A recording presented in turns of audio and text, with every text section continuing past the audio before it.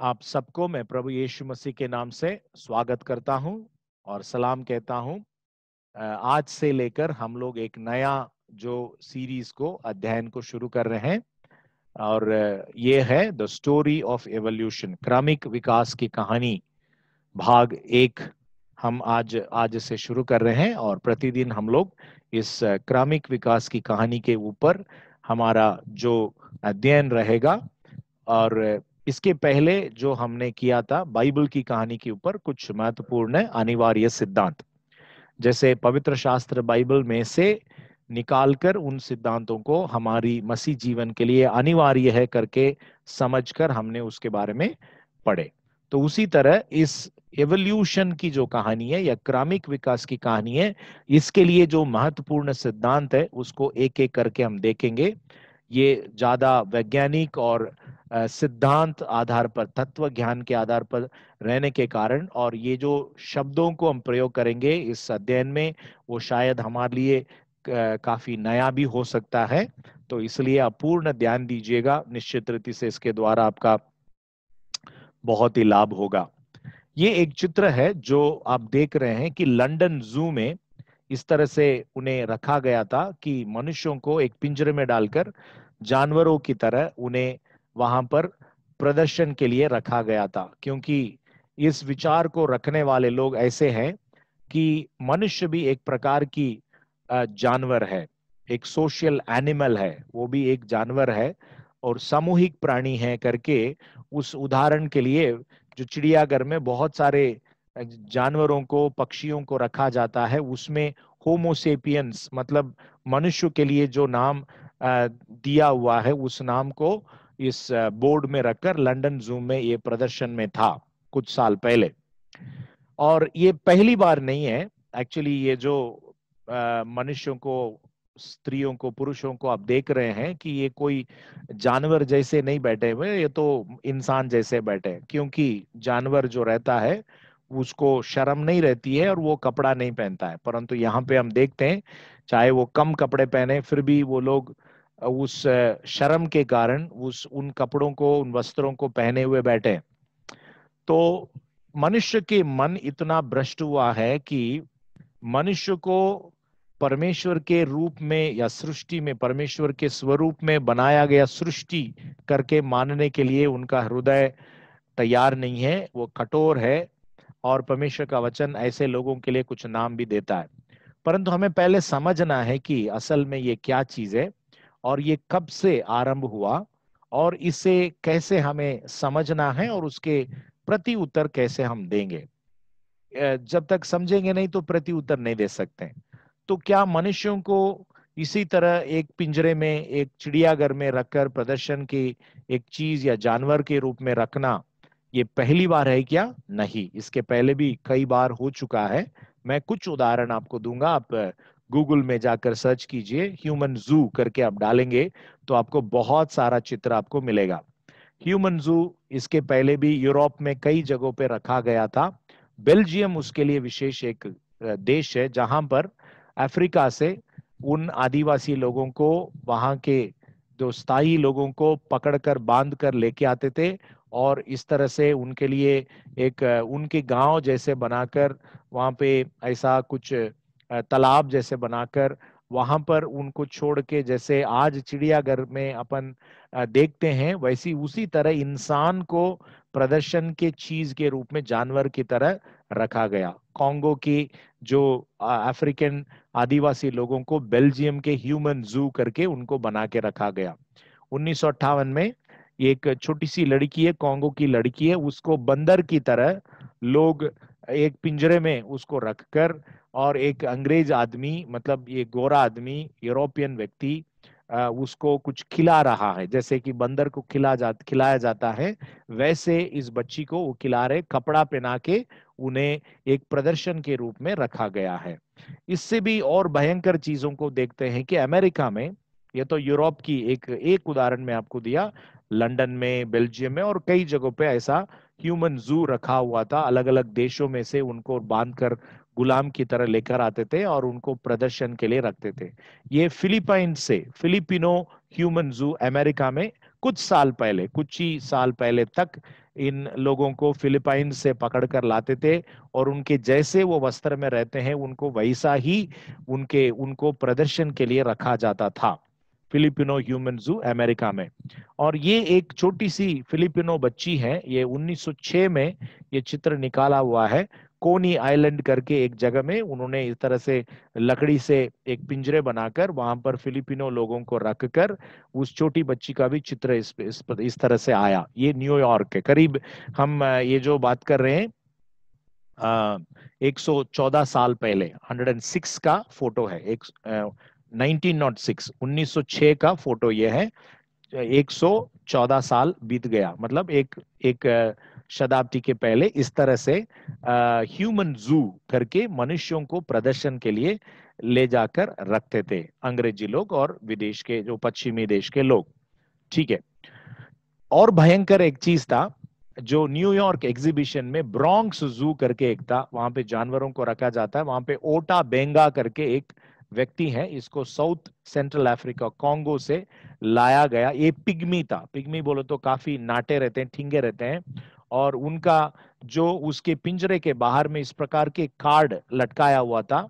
Exhibit मतलब exhibit बोले तो प्रदर्शन किया हुआ वस्तु, चीज, जानवर।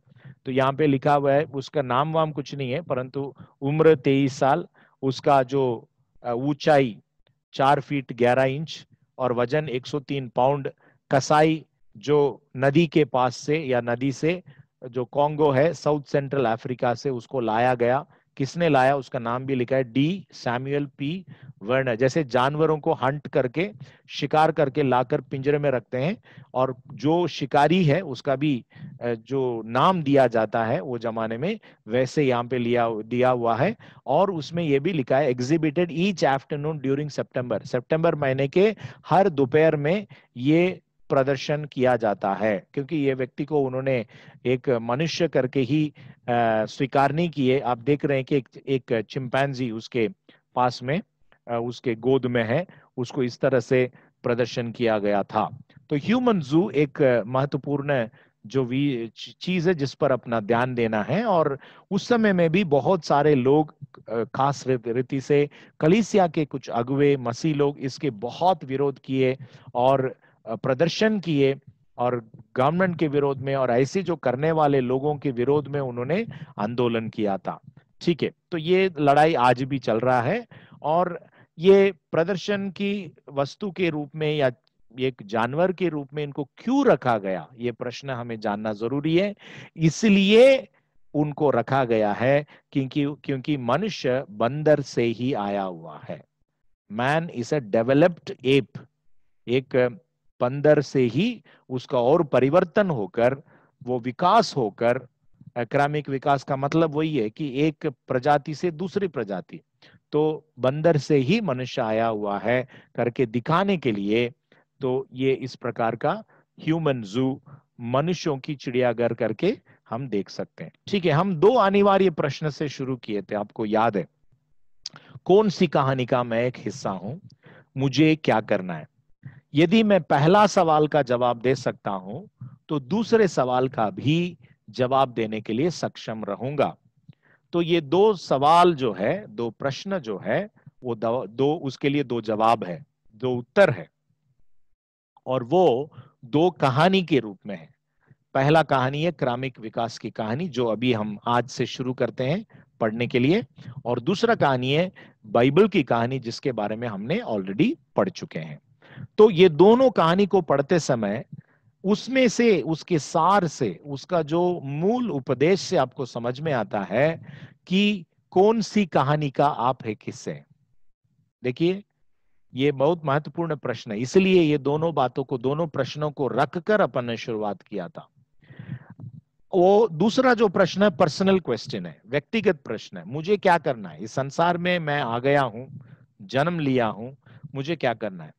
मुझे पढ़ाई करना है, मुझे शादी करना है, मुझे मेरे जो विवाह के बंधन में मुझे बच्चों को जन्म देना है, उन्हें बढ़ाना है, मुझे मेरे लिए कोई एक करियर को चुनना है और उसमें काम करना है, मेरे गुणों को प्रकट करना है, उस काम के द्वारा मुझे सेटिस्फैक्शन को पाना है, बहुत सारा उसके लिए उत्तर हो सकता है, परंतु जब तक आप पहली कहानी का जवाब नहीं देंगे, पहला कहानी कौन सा है, कौन सी कहानी का हिस्सा है, अभी आपको समझ में आ जाएगा कुछ दिनों के बाद में।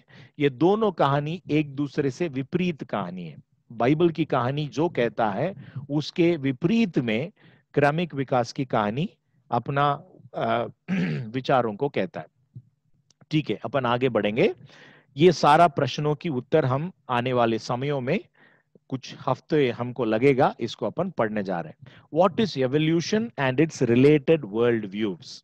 क्रमिक विकास, एवोल्यूशन जो अंग्रेजी में कहते हैं, क्रमिक विकास हिंदी में कहते हैं, क्रम विकास भी बोलते हैं कोई, क्या है, उसके संबंधित विश्व दृष्टि क्या क्या है। विश्व दृष्टि का मतलब क्या है, जो नजरिया से हम इस दुनिया को देखते हैं, जो दृष्टिकोण से हम इस दुनिया में होने वाला या होता है जो घटनाओं की हम व्याख्यान करते हैं। हमारे जीवन में जो कुछ होता है, हुआ है, हो रहा है या होगा, उसको कौन से नजरिया से हम देखते हैं, उसी को कहते हैं विश्व दृष्टि, वर्ल्ड व्यू। प्रत्येक व्यक्ति के अंदर में ये विश्व दृष्टि रहता है। विश्व दृष्टि करके अलग एक सब्जेक्ट हम ये खत्म होने के बाद में पढ़ेंगे, परंतु अभी क्रमिक विकास के साथ में संबंधित विश्व दृष्टियों को साथ में ही उदाहरण के साथ में पढ़ते ही जाएंगे, क्योंकि क्रमिक विकास एक नहीं है, उसमें अनेक रूप है। ओके, दूसरा प्रश्न है, what is the history of evolution. क्रमिक विकास का इतिहास क्या है। कोई भी चीज को पढ़ने के लिए उसके आरंभ में उसका मूल है, उसका स्रोत है, वहां जाकर जब शुरू करते हैं वो हमारे लिए बहुत ही समझने लायक रूप में रहता है, और अभी क्या हो रहा है उसको अपन व्याख्यान करने के लिए उपयोगी रहता है। तीसरा प्रश्न है कि व्हाट इज डार्विनिज्म। डार्विनवाद क्या है। डार्विन एक व्यक्ति, हम सब लोग जानते हैं, अपने साइंस टेक्स्ट बुक में चार्ल्स डार्विन के बारे में नाम अपन पढ़े हैं। क्रमिक विकास का महत्वपूर्ण जो ऐसा एक शख्स है, एक व्यक्ति है जिसने इसको बहुत ही पॉपुलराइज किया था। उसके आधार पर उसने जो तत्वों को, तत्व ज्ञान को प्रकट किया है, उसके किताबों के द्वारा, उसके भाषणों के द्वारा, उसके खोजबीन के द्वारा, उसको आज डार्विनिज्म करके कहते हैं, डार्विनवाद करके कहते हैं। दूसरा है, चौथा प्रश्न जो है, what is neo Darwinism. Darwinism, डार्विनवाद एक है, दूसरा है नियो डार्विनवाद। नियो डार्विनवाद के अर्थ है कि अभी के जो 20वें 21वें शताब्दी में डार्विन की जो विचार को या उसके तत्वों को लोगों ने जो नया रूप दिया, उसके लिए एक नया रूप दिया है, उसी को अपन नियो डार्विनवाद करके कहते हैं। और पांचवा है हमारा प्रश्न है, इसकी कैसे उत्तर दे सकते हैं, हाउ टू एंगेज इट। मतलब क्या क्या चीजें इसमें आ रहा है, एवोल्यूशन जो क्रमिक विकास और उसके संबंधित विश्व दृष्टियां, दूसरा है डार्विनवाद, और तीसरा है नियो डार्विनवाद। हिस्ट्री तो जस्ट हमारे जानकारी के लिए। तो ये तीन महत्वपूर्ण चीजों को हम लोग देखेंगे और उसको किस रीति से हम उत्तर दे, जो भी प्रश्न तैयार किया जाता है उसके लिए हम लोग उत्तर को ढूंढेंगे, जानेंगे, वो हमारे लिए उपयोगी रहता है। क्योंकि महत्वपूर्ण प्रश्न यह है कि कौन से कहानी का मैं एक हिस्सा हूं। वो कहानी का रूप जब हमको समझेगा, कहानी जब पूरा समझ में आता है, तभी हम कह सकते हैं कि हम इस कहानी के हिस्से हैं, we belong to this story करके कह सकते हैं। ठीक है, क्रमिक विकास के बारे में आज मैं संक्षिप्त में आपको कहूंगा। ये काफी टेक्निकल शब्द है, हिंदी में अनुवाद करते समय में भी मुझे बहुत दिक्कत गया, इंग्लिश में मैं बहुत अच्छी तरह उसको समझ सकता हूँ, समझा सकता हूँ। इसलिए आप लोग मेरे साथ अच्छे से जुड़े रहिए। आपको जो संदेह आता है जरूर व्हाट्सएप में आप पूछ सकते हैं। Evolution is the change in the heritable characteristics of biological populations over successive generation. जैविक आबादी के आनुवंशिक लक्षणों के अनुक्रमिक पीढ़ी में परिवर्तन। आप समझ गए होंगे, जो भी पीढ़ियां रहती है उस पीढ़ी में जो आनुवंशिक लक्षण, मतलब जिसको अपन अपने, जिन्होंने हमको जन्म दिया, हमारे माता पिता है या हमारा पूर्व जो लोग है, उनसे हमने पाया है, उसको आनुवंशिक करके कहते हैं। हेरिडिटरी, हेरिटेबल कैरेक्टरिस्टिक्स, ऐसे कुछ गुण है, लक्षण है जो हम हमारे जन्म जिन्होंने दिया है उनसे पाया है। तो उसमें परिवर्तन, मतलब जब हम हमारे माता पिता से जन्मे, उनमें कुछ चीजें तो हमको दिखता है, परंतु हमारे अंदर में कुछ परिवर्तन दिख रहा है। इतना परिवर्तन तो नहीं है कि हम मनुष्य के जगह दूसरा कुछ मतलब कोई जानवर नहीं बने या मनुष्य से बेहतर कोई ऐसे कोई प्राणी नहीं बने। हर वक्त मतलब मनुष्य जब जन्म देता है वो मनुष्य ही रहता है। परंतु एवोल्यूशन इस तरह से कहता है, क्रमिक विकास कहता है कि जैविक आबादी मतलब बायोलॉजिकल पॉपुलेशन जो है उसके आनुवंशिक लक्षणों के अनुक्रमिक पीढ़ी से पीढ़ी में परिवर्तन। Okay, it is this process of evolution that has given rise to biodiversity at every level of biological organization, including the levels of species, individual organisms and molecules. थोड़ा इस पर ध्यान दीजिएगा, जरूर आपको समझ में आएगा। ये मानते हैं या कहते हैं कि इस जो प्रतिक्रिया के कारण या इस प्रक्रिया के कारण बायोडाइवर्सिटी मतलब विभिन्न प्रकार के जीवन निर्माण होने के लिए मौका आया। यह विकास की यह प्रक्रिया जिसने जैविक संगठन के हर स्तर पर जैव विविधता को जन्म दिया है। कि वो कैसा है, कौन सी चीज में आपको विविधता दिख रहा है? जाति में मतलब स्पीशीज में, इंडिविजुअल ऑर्गेनिजम्स सजीव में, और मॉलिक्यूल्स अणुओं में। इन हर चीजों में आपको विविधता दिख रहा है। इसका कारण यह है विकास की ये प्रक्रिया के कारण। It's a process of evolution that has given rise to biodiversity. Okay, और सुनिए, the scientific theory of evolution by natural selection was conceived independently by Charles Darwin and Alfred Russel Wallace in the mid-19th century and was set out in detail in Darwin's book on the origin of species. 19वीं सदी के मध्य में Charles Darwin ने प्राकृतिक चयन द्वारा क्रम विकास का वैज्ञानिक सिद्धांत दिया। साथ में एक और व्यक्ति है एल्फ्रेड रसेल वॉलेस, दोनों एक साथ नहीं किए, अलग अलग उन्होंने इस जो थियरी को, विचार को, सिद्धांत को तैयार किए और फिर उन्होंने एक दूसरे के साथ में बांट दिए।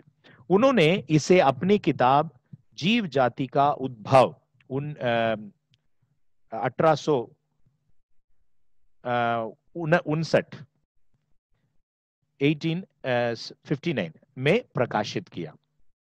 सो ये जो किताब जो है आज एक पवित्र शास्त्र बाइबल के जो स्थान जो मसीह लोग देते हैं या हम जो देते हैं वो नास्तिकवादियों के लिए और प्रकृतिवादियों के लिए, डार्विनवादियों के लिए और भी अनेक प्रकार की जो सिद्धांत वाले हैं जो ईश्वर को नहीं मानते हैं या सृष्टिकर्ता को नहीं मानते हैं, उनके लिए एकदम प्राथमिक और बहुत ही विशेष जो किताब है।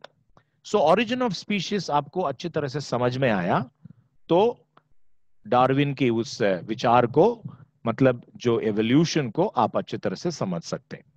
प्रत्येक विचार के लिए, सिद्धांत के लिए जरूर एक मूल रहता है, एक सोर्स रहता है।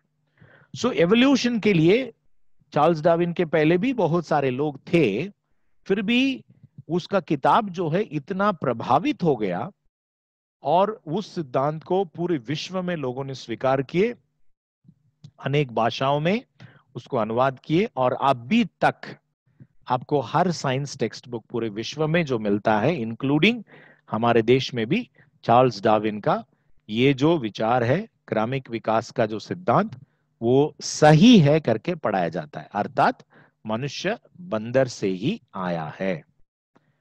ये सारी चीजें प्रकृति ने अपने आप में ही सब कुछ निर्माण कर दिया करके मानते हैं। तो इसलिए ये किताब को जानना, चार्ल्स डार्विन को जानना बहुत ही अनिवार्य है। Evolution by natural selection was first demonstrated by the observation that more offspring are often produced than can possibly survive. This is followed by 3 observable facts about living organisms. प्राकृतिक चयन, natural selection द्वारा क्रम विकास की प्रक्रिया को निम्नलिखित अवलोकनों से साबित कर सकते हैं। वो कौन सा है? पहला है जितनी संतानें संभवत जीवित रह सकती है उससे अधिक पैदा होती है। जितना जिंदा रह सकता है उससे ज्यादा बच्चे पैदा होता है। वो सिर्फ हम मनुष्यों की या मैमल्स को नहीं कह रहे हैं, हर जीवन के बारे में यह बताया जा रहा है। Okay, traits vary among individuals with respect to their morphology, physiology and behavior, जिसको phenotypic variation करके कहते हैं। ये सब टेक्निकल शब्द है, आपको जरूर इसके बारे में थोड़ा सा जानकारी रखना है। आबादी में रूपात्मक, शारीरिक और व्यवहारिक लक्षणों में विविधता होती है। मतलब उनके जो बनावट, उनका रूप, बाहरी रूप, उनके शारीरिक अंदर में जो अवयवों का, अंगों का जो उसका स्ट्रक्चर, उसका फंक्शन, कैसे वो काम करता है, और फिर उनका व्यवहारिक लक्षण मतलब बिहेवियर, उनका जो बिहेवियर। हर जो जीवित प्राणी है, सृष्टि है या जो चीज है, उनके हिसाब से वो उसके अंदर कुछ ना कुछ बिहेवियर रहता है। Plant behaviour, animal behaviour, bird behaviour, fish behaviour, human behaviour. So ये व्यवहारिक बातों को, ये जो गुणों को सीखने के लिए, जानने के लिए, उसके लिए अलग एक क्षेत्र है, वो एक अलग स्टडी है। परंतु इनका मानना ऐसा है कि इस तरह से बनते जाता है। Okay, different traits confer different rates of survival and reproduction. अलग अलग लक्षण उत्तर जीवन और प्रजनन की अलग अलग संभावना प्रदान करता है। मतलब उनके अंदर का जो गुण रहता है वो निर्माण करता है कि ये अधिक समय के लिए जीवित रहेगा या जल्दी मर जाएगा, या प्रजनन के लिए, ये अपने जाति को बढ़ाने के लिए उसका जन्म देने का संभावना है या नहीं है ना। बहुत सारा जो कीड़े हैं जो सिर्फ एक दिन के लिए जीते हैं या कुछ दिनों के लिए जीते हैं, मतलब उनके उसके बाद में वो मर जाते हैं, और इसीलिए उनका सर्वाइवल रेट, मतलब उनका उत्तर जीवन कम रहने के कारण वो इतना ज्यादा प्रजनन करते हैं, उनका रिप्रोडक्शन रेट बहुत ज्यादा रहता है। तो वही यहाँ पे कह रहे हैं, traits can be pass from generation to generation. लक्षण एक पीढ़ी से अगली पीढ़ी को दिया जाता है, right. Thus, in successive generations, members of a population are more likely to be replaced by the progenies of parents with favorable characteristics that have enabled them to survive and reproduce in their respective environments. सुन लीजिए, इस प्रकार हर पीढ़ी की आबादी में उन अनुकूल विशेषताओं वाले, मतलब अनुकूल विशेषताएं बोले तो जिन विशेष गुणों के कारण वो ज्यादा समय के लिए रह पाए और प्रजनन कर पाए, देयर सर्वाइवल एंड रिप्रोडक्शन। क्यों? उनके अंदर ऐसा स्पेशल कैरेक्टरिस्टिक्स रहने के कारण, ठीक है। ऐसे अनुकूल विशेषताओं वाले माता पिता की संतानों द्वारा प्रतिस्थापित हो जाती है, जो उन्हें जीवित रहने के लिए और उनके संबंधित वातावरण में प्रजनन करने के लिए सक्षम किया है। समझ में आया आपको कि जो जो कंडीशन था, जिस कंडीशन के कारण, जो गुण के कारण वो लोग लंबे समय जी सके, उनके आयुष्य ज्यादा था और वो रिप्रोड्यूस कर सके, प्रजनन कर सके, ये दो गुण जिन जिन माता पिताओं में था उनके संतान के द्वारा प्रतिस्थापित किया जाता है। मतलब जो उस लक्षण जिनमें नहीं है, जो वीक है, कमजोर है, जो ज्यादा समय के लिए नहीं रह पाए, उस वातावरण के अनुसार अपने आप को अडेप्ट नहीं कर पाए, वो जो प्रकार का जो उसी जाति का जानवर, पक्षी जो भी है, वो मर जाता है, मिट जाता है। एक्सटिंक्शन, ये शब्द आप सुने होंगे। कुछ कुछ जो प्रजातियां आज नहीं है, क्योंकि वो अपने वातावरण में रह नहीं पाए, वो सक्षम नहीं थे, इसलिए वो खत्म हो गए, ठीक है। ह्यूमन मेड एक्सटिंक्शन अलग है, मतलब हम जाके शिकार करके या कोई दुष्प्रयोग करके उनको नाश करने का, वो बात नहीं कह रहा हूं। प्रकृति में ही बाय नेचर कुछ कुछ जो चीजें आज नहीं है, खत्म हो गया है। क्योंकि वो उस संबंधित वातावरण में रहने के लिए उनके अंदर उस लक्षण, उस गुण नहीं था, राइट। तो ये 5 थियरी है डार्विनियन एवोल्यूशन में। इस 5 थियरी को आपको समझना है, डार्विनवाद की 5 सिद्धांत। पहला है वंश की विकास शाखाओं की बिना प्रजातियां, इसको इंग्लिश में कहते हैं एनाजेनेसिस करके कहते हैं।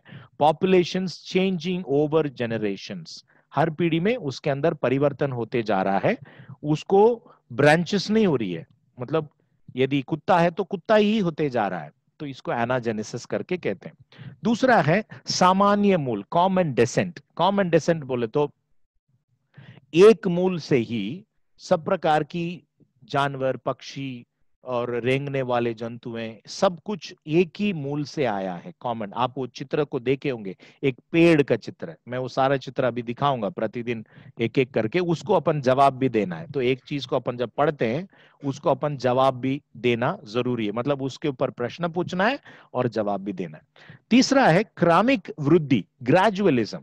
कोई भी जो विकास होता है, इनका मानना ऐसा है कि ग्रेजुअली डेवलप होता है, उसके लिए काफी लंबे समय, मतलब millions and billions of years, बहुत ही अरबों करोड़ों साल लगता है कि उनके अंदर में उस परिवर्तन आने के लिए। ओके, फिर चौथा है प्रजातियों का वंश वृद्धि, मल्टीप्लिकेशन ऑफ स्पीशीज। मतलब एक ही प्रजाति नहीं है, उसमें अनेक प्रकार की प्रजाति निर्माण होने के लिए वहां पर एक चांसेस है। जैसा कि बिल्ली ले लेंगे अपन, बिल्ली, परंतु बिल्ली के परिवार में आपको बहुत कुछ है, शेर है, लायन है, टाइगर है, चीता है, लेपर्ड है, बहुत सारा जो है जो कैट के फैमिली में, मतलब मल्टीप्लिकेशन ऑफ स्पीशीज। फिर पांचवा जो है प्राकृतिक चयन, natural selection. Natural selection simple शब्दों में समझना है तो प्रकृति चुनता है कि कौन सी प्रजाति, कौन सी जीवन जिंदा रहना है, कौन सी चीज खत्म होना है। ठीक है, ये प्रकृति के हाथ में है, वो चुनाव है, इसको प्राकृतिक चयन करके कहते हैं, नेचुरल सिलेक्शन। सो ये 5 महत्वपूर्ण जो सिद्धांत है, जो डार्विनियन एवोल्यूशन का सिद्धांत है। डार्विनवाद का 5 सिद्धांत है, एनाजेनेसिस, पॉपुलेशन चेंजिंग ओवर जनरेशंस, वंश के विकास, शाखाओं के बिना प्रजातियां, कॉमन डेसेंट, सामान्य मूल, ग्रेजुअलिज्म, क्रमिक वृद्धि, मल्टीप्लिकेशन ऑफ स्पीशीज, प्रजातियों का वंश वृद्धि, नेचुरल सिलेक्शन, प्राकृतिक चयन। ओके, कुछ 2 वचन मैं आपको पढ़कर इसका मैं समाप्त करना चाहता हूं, ताकि हम कौन सी दिशा में जा रहे हैं हमें समझना चाहिए। भजन 14 उसके पहला 3 वचन, मूर्ख ने अपने मन में कहा कोई परमेश्वर है ही नहीं, वे बिगड़ गए, उन्होंने घिनौने काम किए हैं, कोई सुकर्मी नहीं। परमेश्वर ने स्वर्ग में से मनुष्य पर दृष्टि की है कि देखे कि कोई बुद्धिमान, कोई परमेश्वर का खोजी है या नहीं। वे सबके सब भटक गए, वे सब भ्रष्ट हो गए, कोई सुकर्मी नहीं, एक भी नहीं। नीतिवचन 18वां अध्याय में 2 पद, मूर्ख का मन समझ की बातों में नहीं लगता, वो केवल अपने मन की बात प्रकट करना चाहता है। समझ की बातों पर उसका मन नहीं लगता, वो अपने मन, अपना ओपिनियंस बताने के लिए ही उसकी चाहत रहता है, उसको बाइबल कहता है मूर्ख। रोमियो 1 अध्याय के 18 से 31 तक का बहुत लंबा पद है, उसको मैं पढ़ रहा हूं आपको। परमेश्वर का क्रोध तो उन लोगों के सब अभक्ति और अधर्म पर स्वर्ग से प्रकट होता है, जो सत्य को अधर्म से दबाए रखते हैं, इसलिए कि परमेश्वर के विषय का ज्ञान उनके मनों में प्रकट है, क्योंकि परमेश्वर ने उन पर प्रकट किया है। उसके अंधे की गुण अर्थात उसकी सनातन सामर्थ्य और परमेश्वरत्व जगत की सृष्टि के समय से उसके कामों के द्वारा देखने में आते हैं, यहां तक कि वे निरुत्तर है।